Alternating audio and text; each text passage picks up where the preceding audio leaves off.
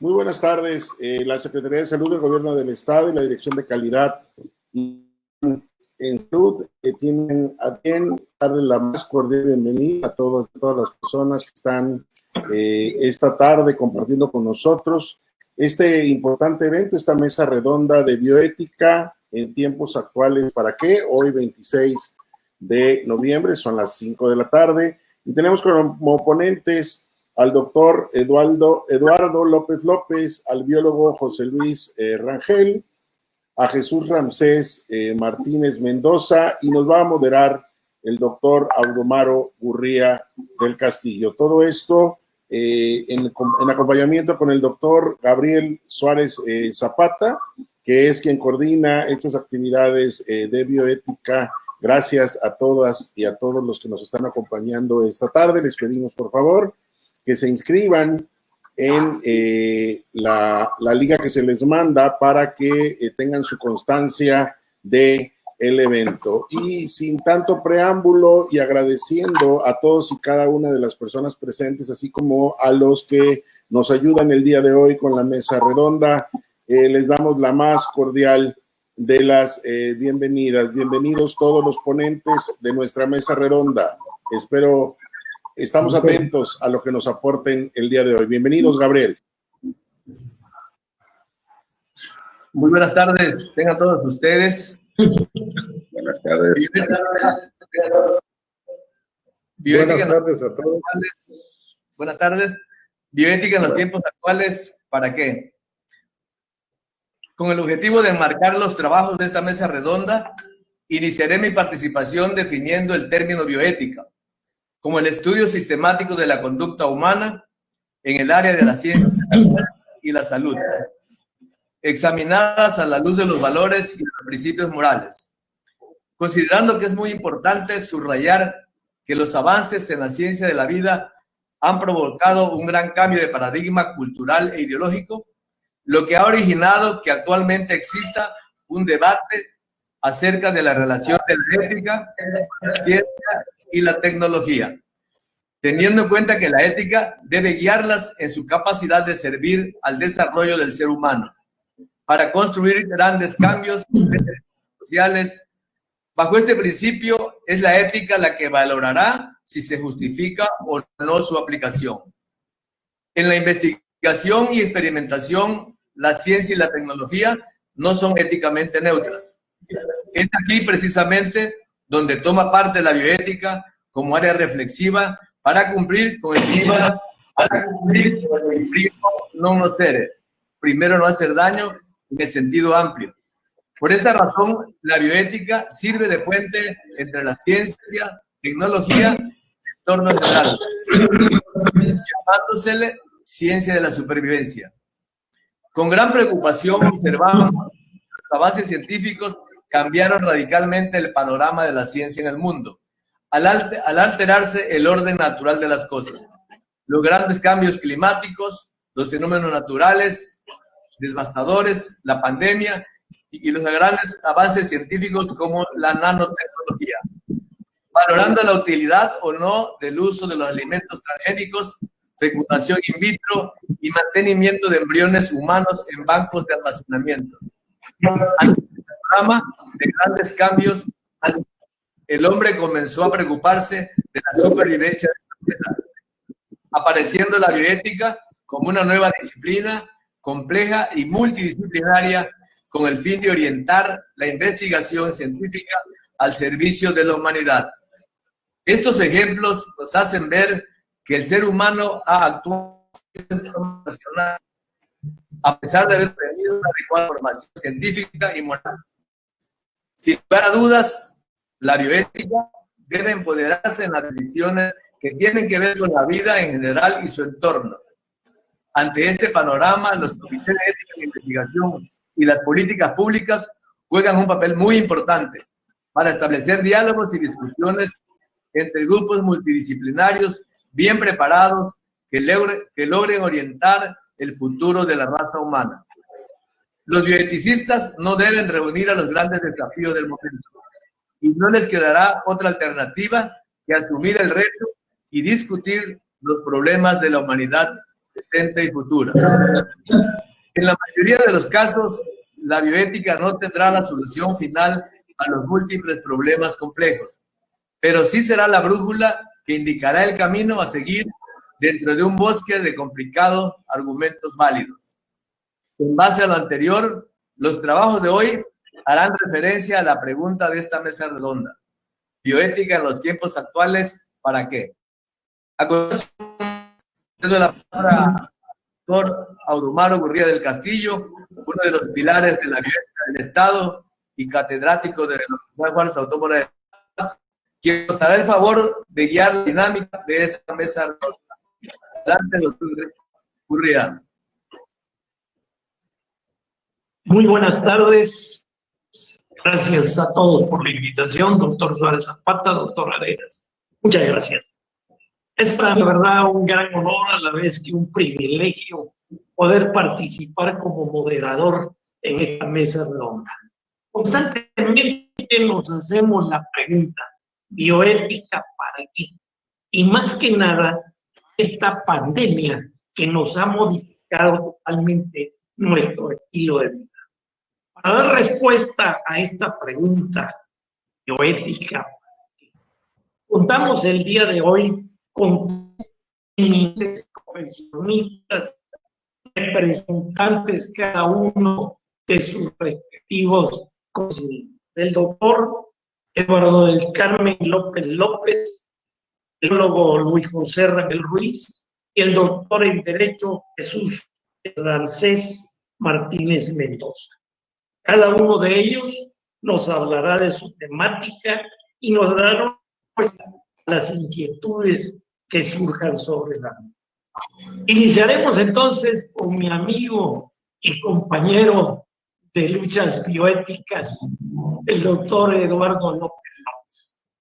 El doctor Eduardo López López es pionero también en Tabasco de la bioética, es un eminente médico tabasqueño, maestro de muchas generaciones. El doctor López López nos va a hacer el favor de platicarnos el porqué de la bioética en la atención médica. ¿Para qué la bioética en la atención médica? En la investigación por políticas públicas y más en esta época de pandemia. López, ¿qué respuesta me daría usted a estas preguntas? Muchas gracias, doctor Aurumaro.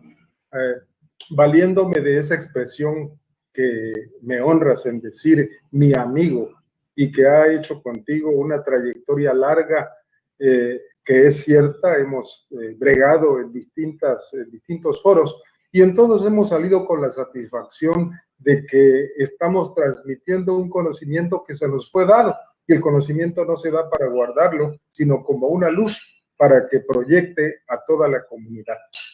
Efectivamente, en la Universidad Juárez Autónoma de Tabasco, desde los años 90, se comenzó a trabajar este concepto en los estudios de posgrado, que en aquel momento me tocaba coordinar. Posteriormente, en el 2000, hicimos el inicio de la Academia de Bioética de Tabasco, ligada a la Academia Nacional Mexicana de Bioética, y bueno, ha habido más de 10 eventos de tipo estatal, universitario, para sembrar la semilla del qué hacer bien en la medicina. Y aquí viene el primer concepto ya expresado por el doctor Suárez Zapata: ética en la atención médica.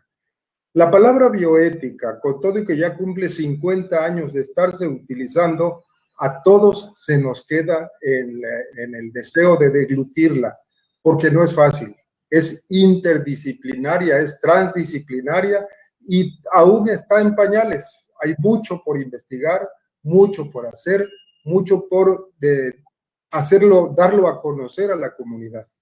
Esta plática nos da entonces opción a que aquellos que están interesados en estas áreas del conocimiento de la medicina puedan, a través de la internet, que es la dirección o el sitio ideal para obtener información, actualizarse y estar actualizado y participar y estar escribiendo y estar investigando.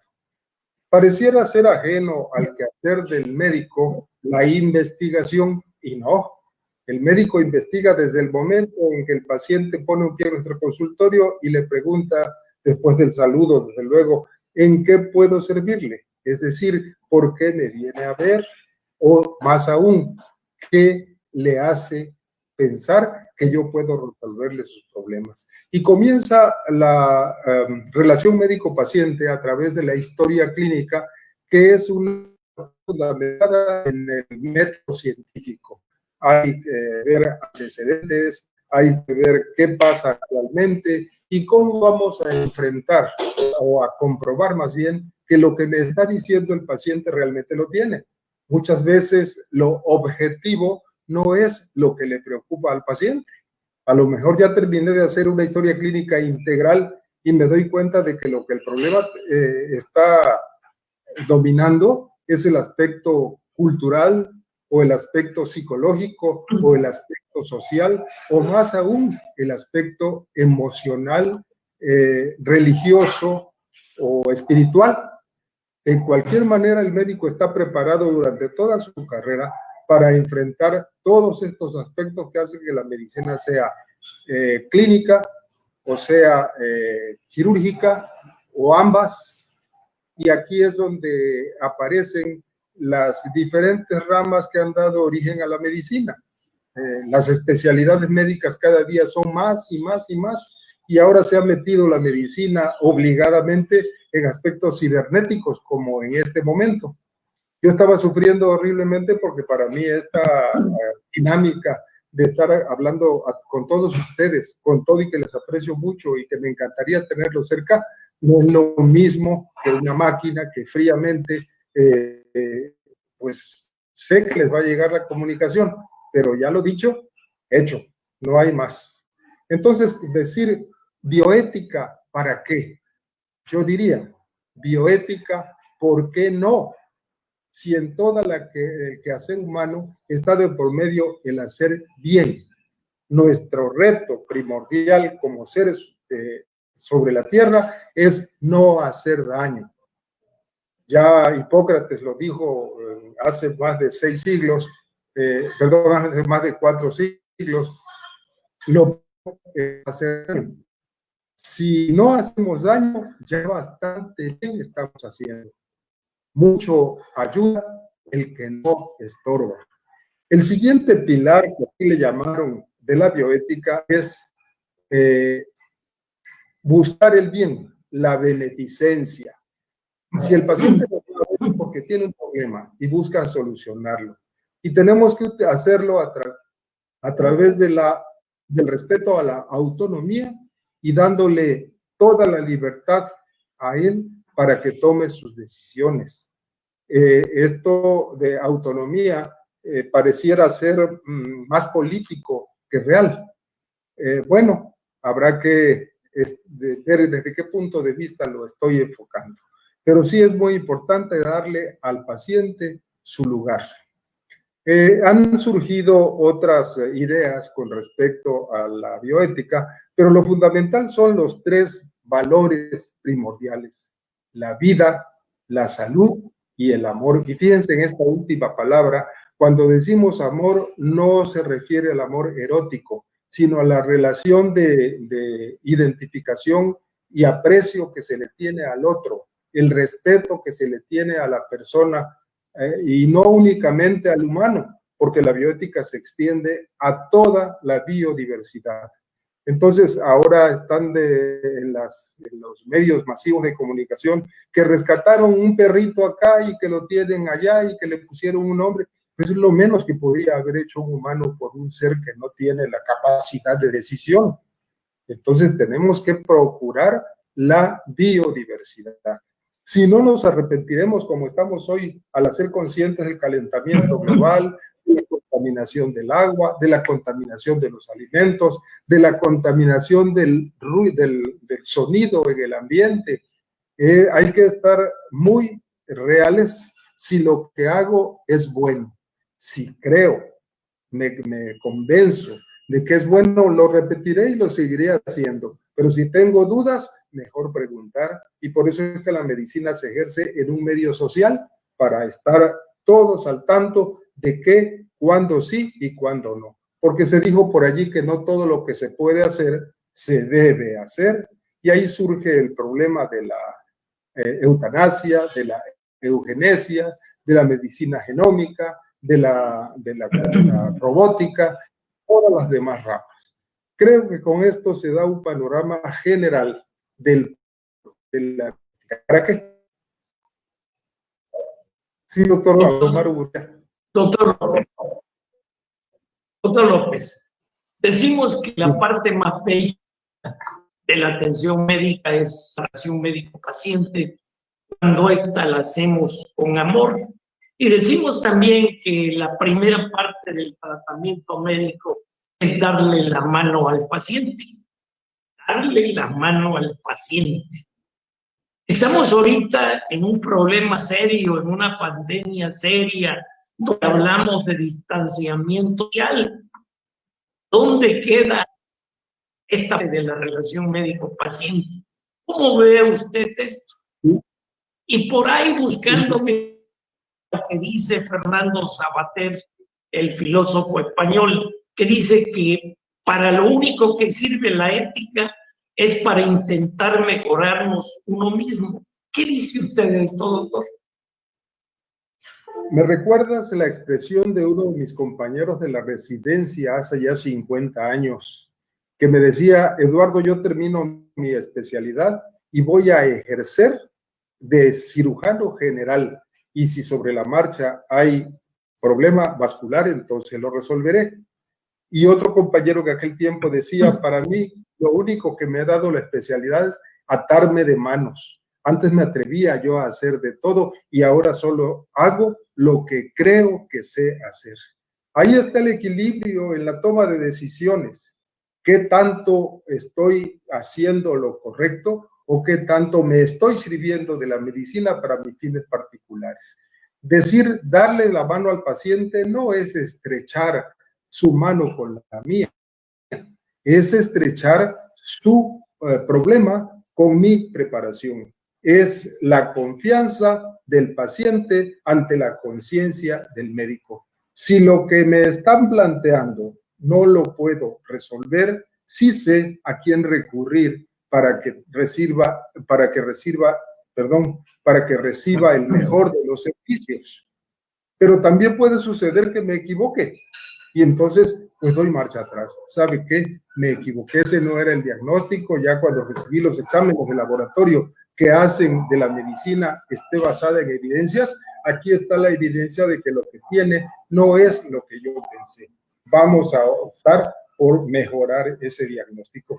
Y es una relación dinámica, es una situación de estar ambos comunicando uno con el otro.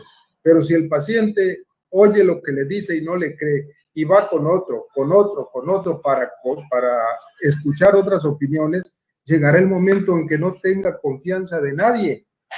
Esto acaba con la relación médico-paciente. Entonces, el estrechar la mano es estrechar la relación, es hacerte amigo de tu paciente y el paciente que te tome como tal. Sí, doctora Omar. Excelente, doctor. Me gustan sus conceptos.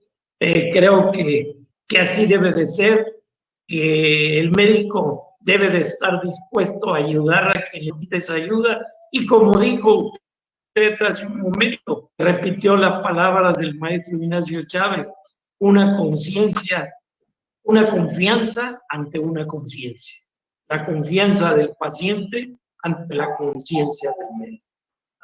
Doctor, muchísimas gracias. Y yo quisiera hablar con el doctor. Sí. Quería agregar algo que se me quedaba en el tintero, que es tan importante como... Adelante, doctor. La justicia. Si esto que acabo de decir no se cumple, soy injusto. Le estoy quitando la oportunidad en una relación médico-paciente de ser ético. Entonces tengo que dar a todos lo que les toca en el momento que corresponde.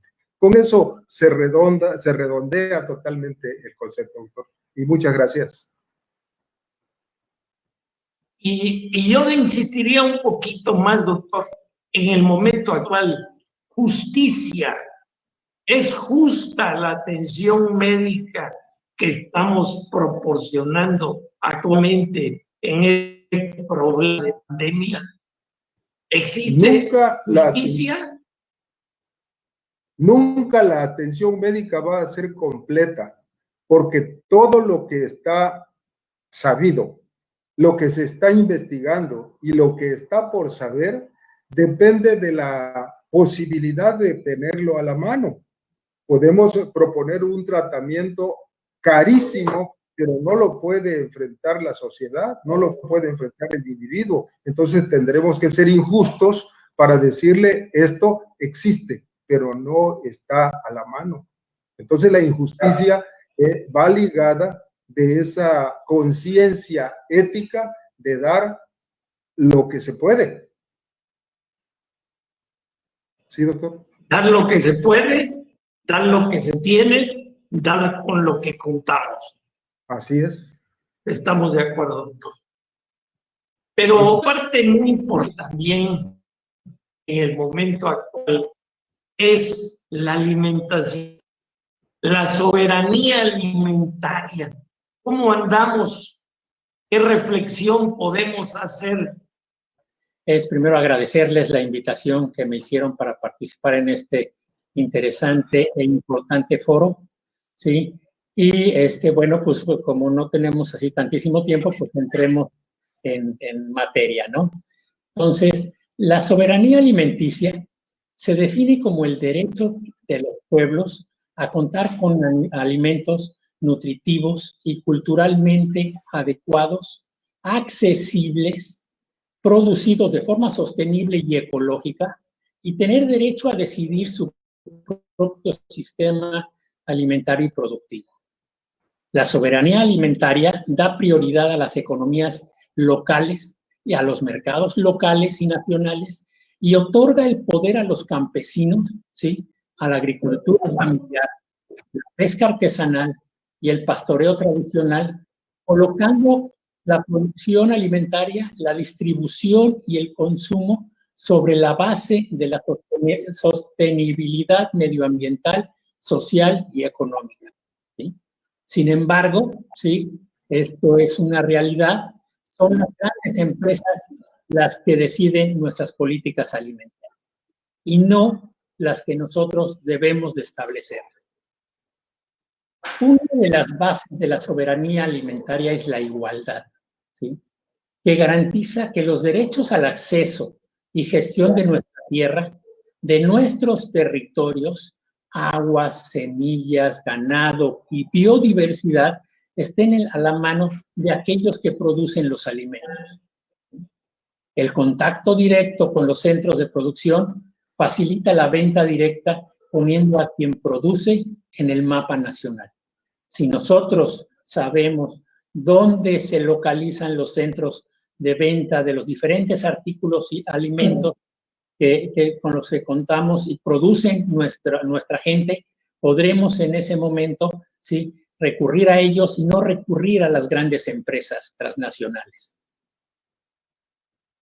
Si nos referimos a una producción en la que se emplean recursos locales, sin insumos externos, ¿sí?, es más sostenible climáticamente, ya que en el momento en que no importamos ni exportamos nada, la huella de carbono producto del transporte de alimento disminuye.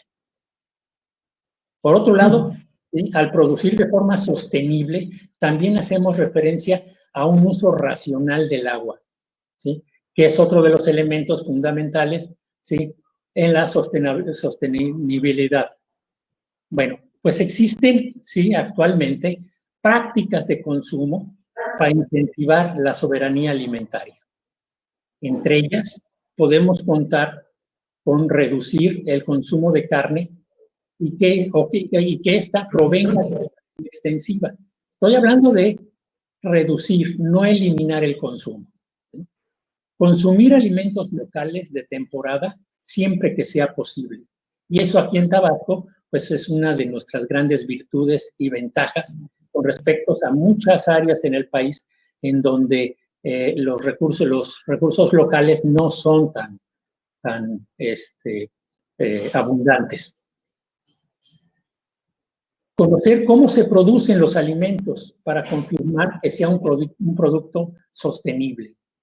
Hay que leer mucho, ¿sí? Hay muchas publicaciones que tratan sobre la soberanía alimentaria y no olvidemos que somos lo que comemos, ¿sí? Entonces, la selección de nuestros alimentos, ¿sí? La búsqueda de la calidad de los alimentos, ¿sí? Eso nos hará que tengamos una buena salud. Alimentarse, ¿sí? Es un acto político.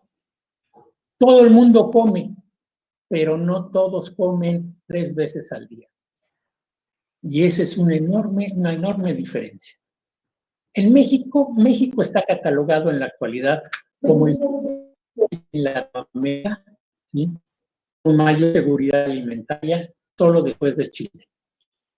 En una escala de 105 países, ocupamos el número 30 en la clasificación de unidad de inteligencia económica. En México, las políticas públicas de las últimas 3 décadas han resultado en el quebrantamiento del sistema agroalimentario. Y esa es una realidad que no podemos negar. Las prácticas agrícolas predominantes han provocado costos ambientales significativos, además de un acceso inequitativo a alimentos sanos. No toda nuestra población puede contar con esos alimentos sanos. Esto se observa en las epidemias de sobrepeso y malnutrición, ¿sí?, con que contamos en México. Muestra de la desigualdad y pobreza en que viven muchos mexicanos. En México, la seguridad alimentaria de sus habitantes es uno de los retos más importantes de Estado. Sin embargo, el hambre y la pobreza, contraparte de la seguridad alimentaria, siguen representando uno de los problemas más agudos que enfrentan los mexicanos, a pesar de la implementación de múltiples políticas y planes para su combate. En las últimas 4 décadas, lo que ha producido es un estancamiento del salario mínimo, un incremento de los precios de los alimentos básicos y la creciente dependencia y pérdida de soberanía alimentaria en el país.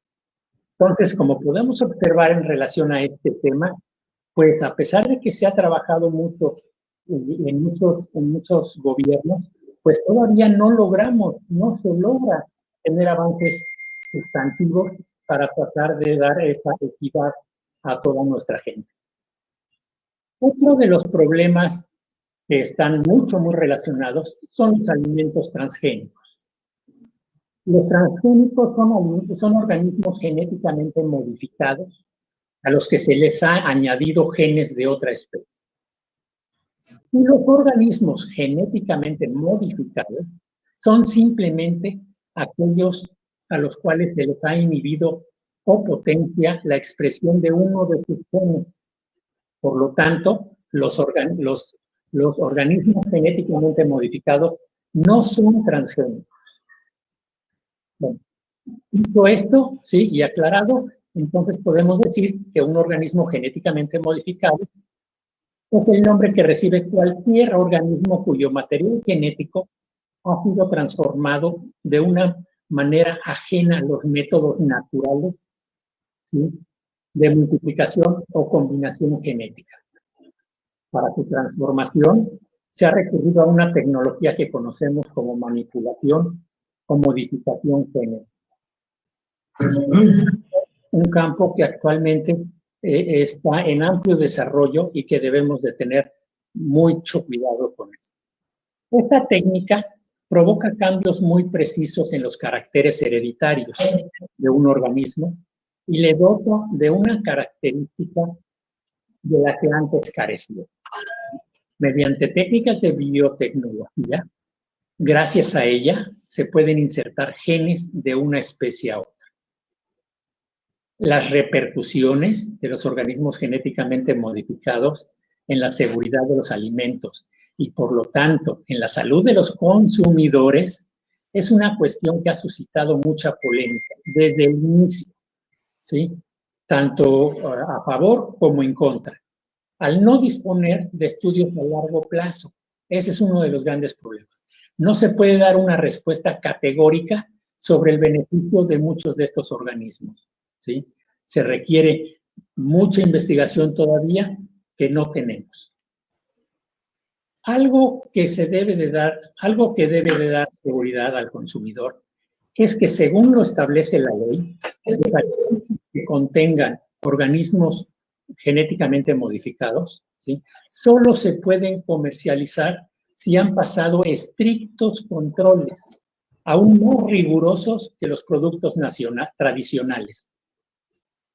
Y en esos controles sería posible detectar los problemas de alergenicidad y toxicidad, si existieran, ¿sí? En muchos casos, lo que se ha buscado es plantas más resistentes a los herbicidas, y esas plantas son después más difíciles de combatir si crecen fuera de su sitio designado, ¿sí? O especies menos vulnerables. Doctor Rangel. Sí. Doctor Rangel, está usted tocando un tema interesantísimo. Los alimentos. Se pensaba originalmente que con los alimentos transgénicos o con los alimentos genéticamente modificados solucionaba el problema del hambre. Pero ahora vemos que realmente esto no es. Después se dijo que los alimentos genéticamente modificados iban a tener alguna alteración en la salud del hombre. Sin embargo, no ha pasado el suficiente tiempo para poderlo demostrar. Pero el problema grande es la seguridad alimentaria, la soberanía alimentaria, el desequilibrio socioeconómico que produce estos alimentos genéticamente modificados, porque la investigación la hacen los que tienen dinero, y los que tienen dinero son los dueños de la patente. Y estamos produciendo productos agrícolas que generan esterilidad en los productos, por ejemplo, el maíz. ¿Cuál es su opinión de ello, doctor? Sí, definitivamente uno de los grandes problemas que tenemos es que se han producido un número importante de alimentos genéticamente modificados. Sin embargo, ¿sí?, pocos realmente han sido aprobados. Por ejemplo, en 2016 había más de 60 organismos genéticamente modificados aprobados por la Unión Europea para su comercialización. Principalmente variedades de soja, maíz, algodón, remolacha. Pero solo había 2 variedades de maíz que pueden ser, y actualmente solamente hay 2 variedades de maíz que pudieran ser cultivadas. A la patata, por ejemplo, que es tan consumida en Europa, le fue retirada su aprobación y ya no se puede utilizar ni cultivar en la comercialización. Es un peligro, por ejemplo, en el caso de México, que tenemos especies nativas, especies propias, que se empieza a utilizar este tipo de maíz modificado.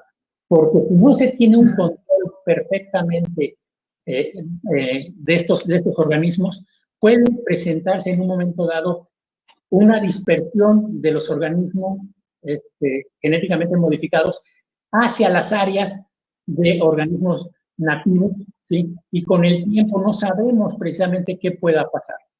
Entonces, por lo tanto, hay que tener mucho cuidado, y en la mayoría de los casos se ha hecho un rechazo en la industria que se niega a usarlo ya.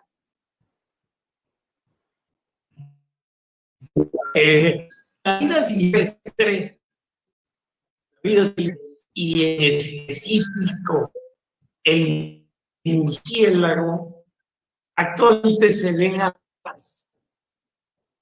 Se dice que el murciélago fue el reservorio de este problema que tenemos de COVID.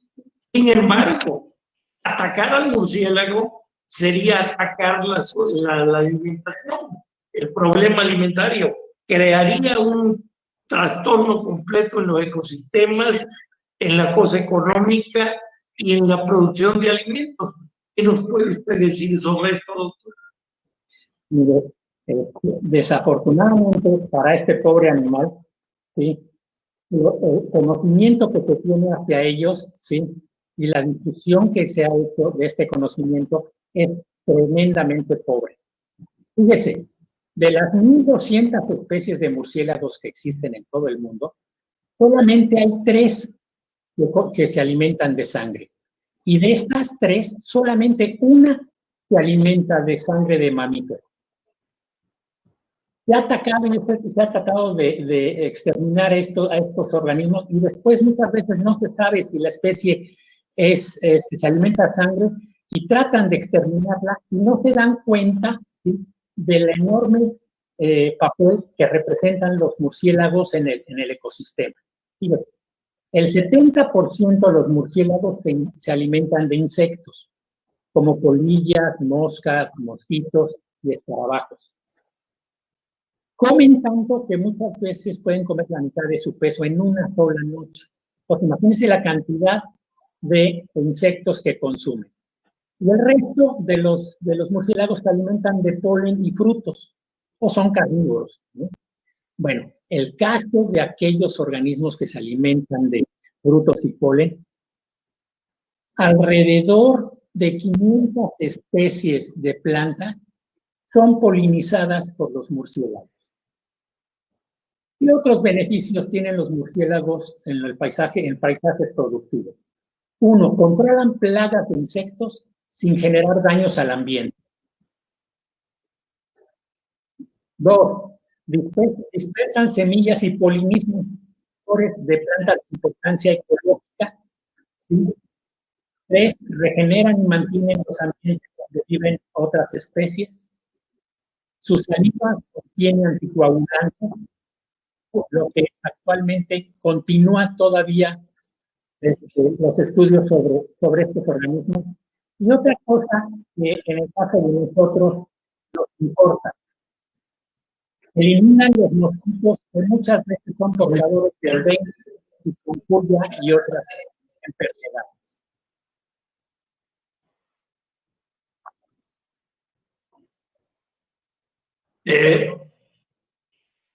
Doctor Rangel, ¿Sí? Muchísimas gracias por su valiosa participación. Nos ha usted hecho el favor de aclararnos muchas dudas y yo quiero darle la bienvenida a esta mesa redonda a un especialista en derechos humanos, doctor en Derecho Jesús Ramsés Martínez Mendoza. El doctor Martínez Mendoza nos va a hacer el favor de platicarnos sobre el doctor Martínez Mendoza, los derechos humanos y la biopolítica, porque en esta época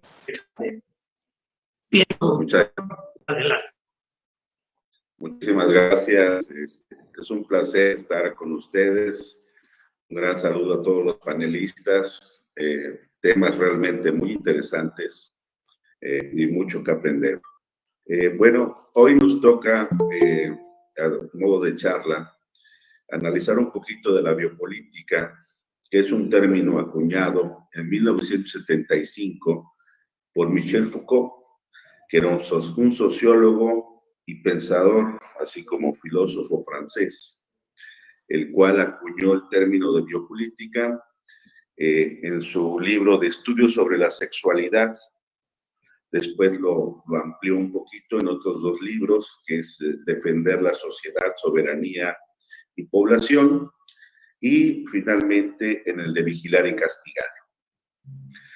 ¿Qué nos dice Michel Foucault? Michel Foucault nos dice acerca de la biopolítica o el biopoder, que es también otro de los términos acuñados por él, que la biopolítica es el poder que se ejerce sobre la biología, es decir, sobre el cuerpo de las personas.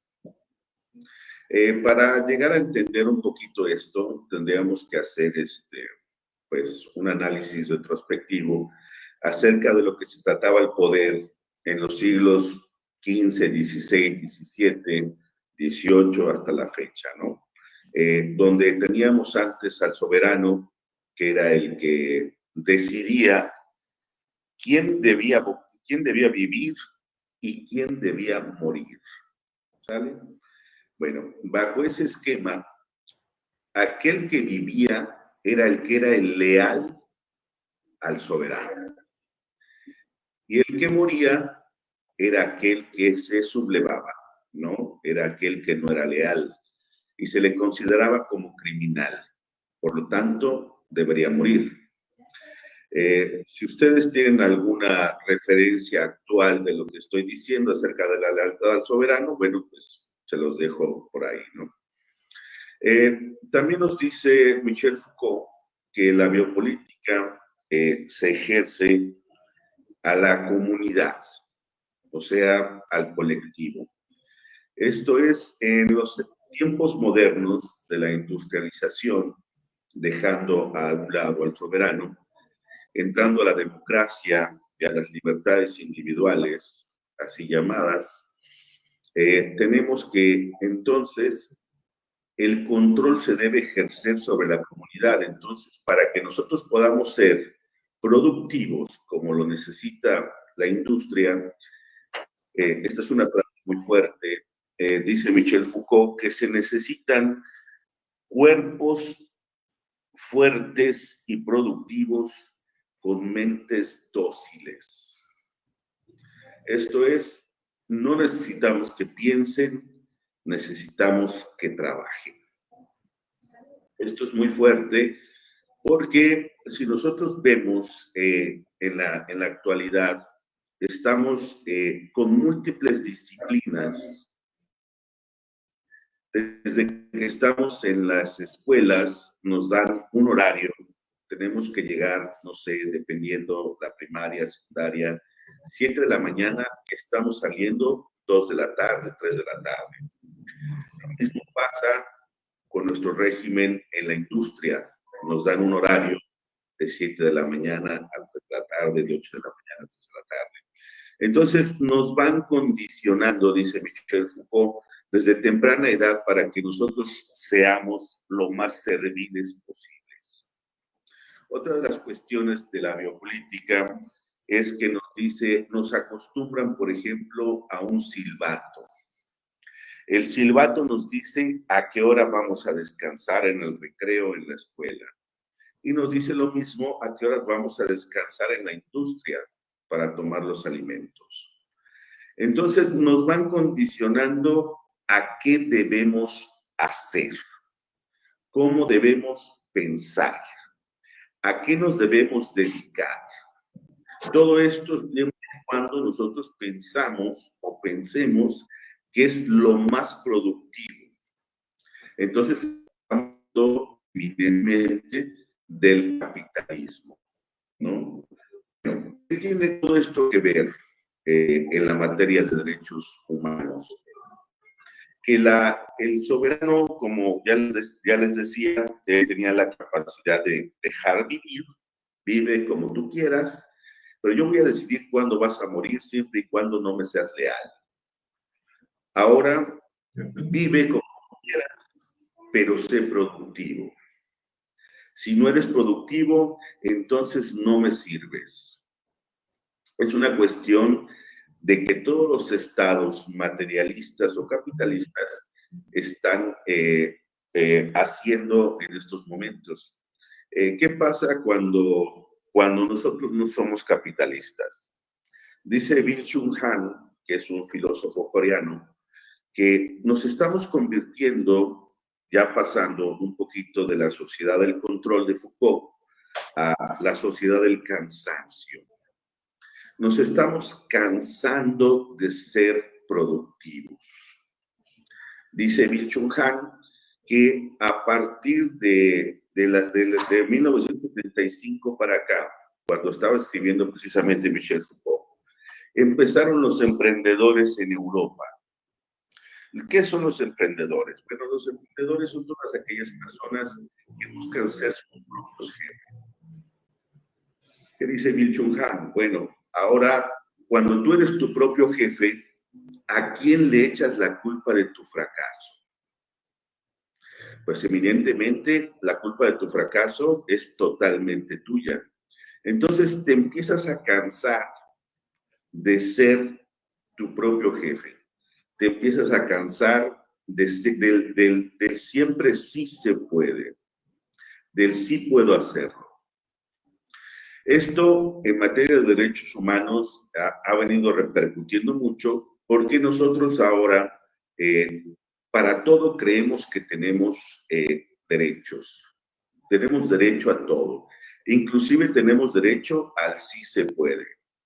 Y tenemos derecho pero cuando nos dicen tenemos derecho al no se puede, vaya, eso como que nos hace reflexionar y decir, ¿realmente lo puedo todo? ¿O realmente estoy capacitado para hacerlo todo? Esto desde la biopolítica y del estudio de las enfermedades psiquiátricas o del estudio de la locura también de Foucault, nos dice que desde la biopolítica, ¿quiénes son los que están catalogados como enfermos? Si ustedes toman en cuenta todo el estudio psiquiátrico, los libros de psiquiatría que hay, vamos viendo que conforme va evolucionando la sociedad, tenemos nuevas enfermedades cada vez, ¿no? Antes, por ejemplo, se decía que el TAC, por ejemplo, el trastorno obsesivo-compulsivo, era una enfermedad, intratable, y así, ¿no? Varias enfermedades. Ahorita, por ejemplo, las enfermedades que más permean en nuestra sociedad son las enfermedades de, por ejemplo, por decir algo, la anorexia, la bulimia, la depresión. ¿Estas a qué van o por qué vienen? Bueno, estas enfermedades, dice Nembe, que es un filósofo africano, dice que vienen acerca de la imagen del ser humano de sí mismo a través de las redes sociales. Las redes sociales han influido tanto en los seres humanos que ahora, conforme se ve alguien en una red social, todos quieren que estar en la misma medida, ¿no? Si todos son delgados, bueno, si es un poquito pasado de peso, pues entra en depresión. Entonces, la forma, que esa ya es una enfermedad, la forma... Perdón. Doctor Ramsés, el tema que usted está manejando es interesantísimo. Está usted haciendo un análisis, en pocos minutos del mismo. Siento que es un tema para manejarlo en unas 2, 3 sesiones. Yo creo que valdría la pena esa pata le cometiera para una sesión exclusiva sobre biopolítica y biopoder. En base a lo que está usted diciendo, yo le haría un pequeño comentario para conocer su opinión.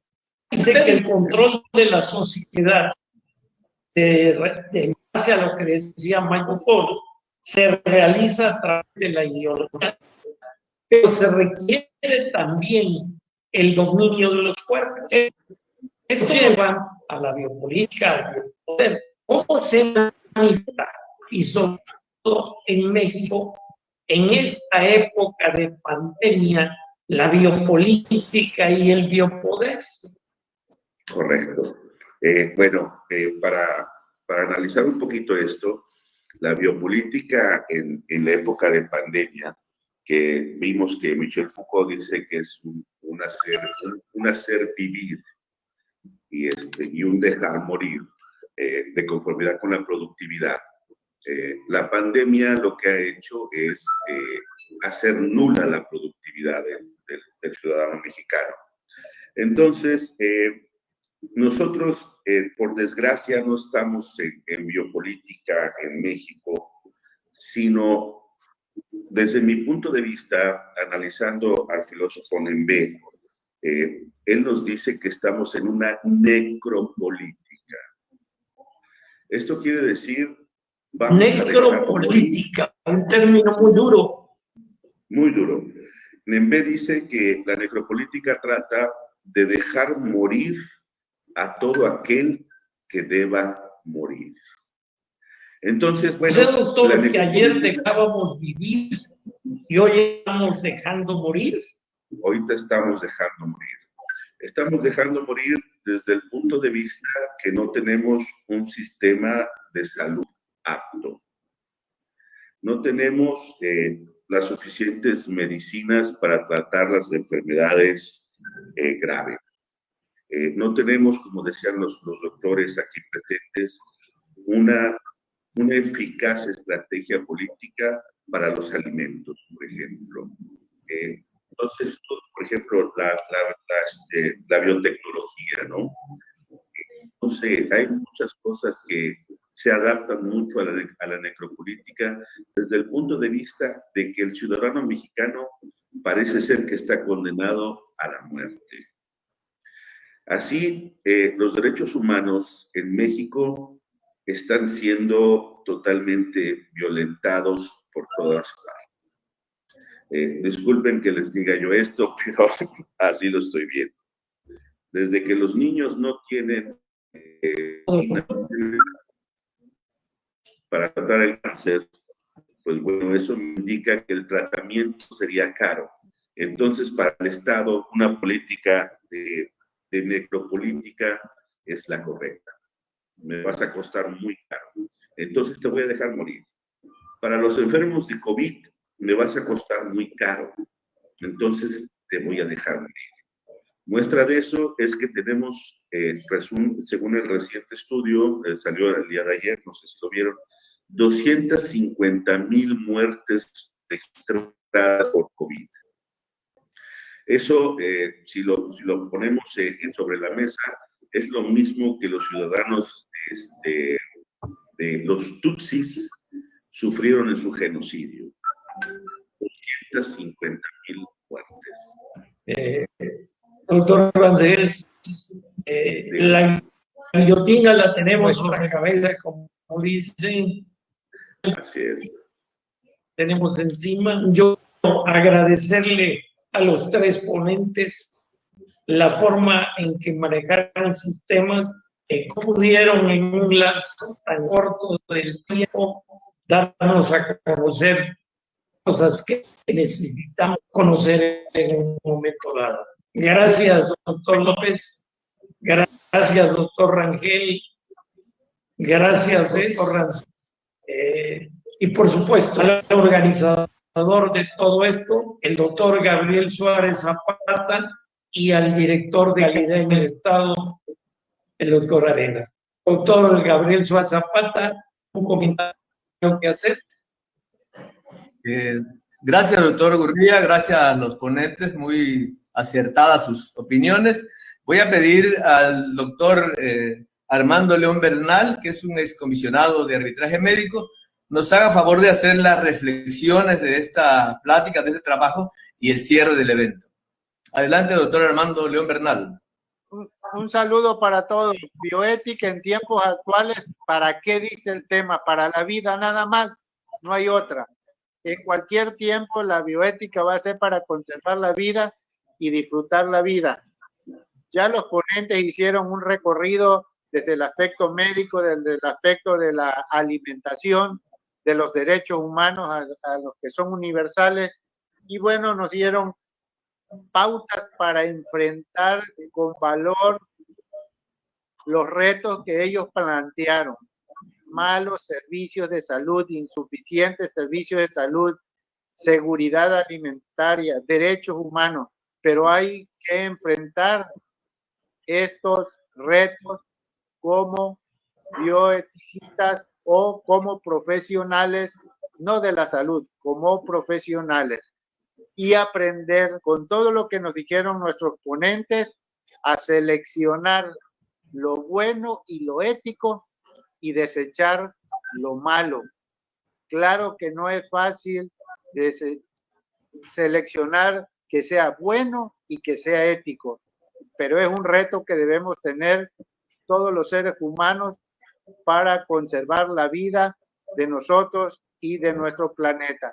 Serían mis comentarios, mis queridos y estimados amigos y audiencia de esta conferencia, y los felicito al maestro Arenas también por la oportunidad. Doctor Armando León Bernal, gracias por sus palabras de reflexión. Yo creo que este es unos temas muy amplios, que definitivamente sería uno para cada sesión. Agradezco el esfuerzo de cada uno de ustedes. Agradezco a todos los que se inscribieron al grupo para participar en esta plática. Ojalá más adelante podamos ver tema por separado, porque realmente son temas muy importantes. Como decía el doctor López López, la bioética es una parte que tenemos que vivirla, aprenderla y comprenderla para poder actuar con ella. Gracias a todos ustedes, y en honor a la puntualidad, damos por clausurado este evento, esperando que sea de utilidad para todos y agradeciendo muy puntualmente a cada uno de los ponentes por su brillante participación. Gracias a todos. Buenas tardes. Buenas tardes. Gracias. Buenas tardes. Buenas tardes.